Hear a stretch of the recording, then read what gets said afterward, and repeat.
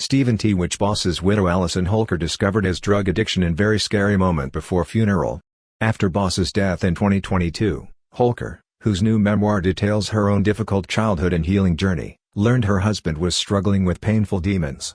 Allison Holker made a devastating discovery about her late husband, Stephen tWitch boss, on one of the hardest days of her life. Weeks after the Ellen DeGeneres Show co-executive producer and longtime DJ died by suicide at age 40 in December 2022, the dancer uncovered a cornucopia of drugs, including mushrooms, pills and other substances I had to look up on my phone, hidden inside his shoeboxes.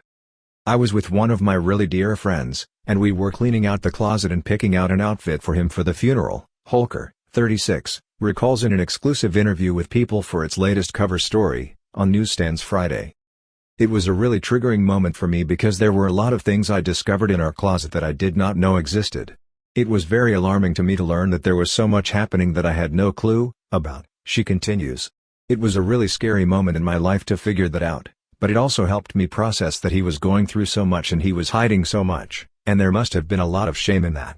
Throughout their 9-year marriage, Holker, who details her healing journey in a new memoir titled This Far, out February 4, believed she and boss had very honest communication, including about his marijuana use. At night, after their kids went to bed, he would quietly slip into their guest house to smoke or drink. That was his alone time. It was his time to recharge, and that was okay, she says. But as she combed through his journals hoping to find clarity and closure, after his death, Holker learned her husband had hidden painful secrets from even those closest to him. He was wrestling with a lot inside himself, and he was trying to self-medicate and cope with all those feelings because he didn't want to put it on anyone because he loved everyone so much, she says of boss, who alluded to being sexually abused by a male figure during his childhood in several of his journal entries. He didn't want other people to take on his pain. While she felt betrayed by his secrets, Holker has also gained a new outlook over time.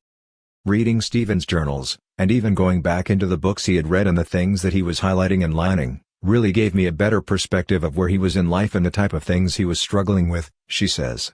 It did have me feel a lot of empathy towards him and sadness for all the pain that he was holding. She underscores that she's now sharing boss's struggles, and the aftermath of his death, in hopes of saving even just one person who's been struggling in silence.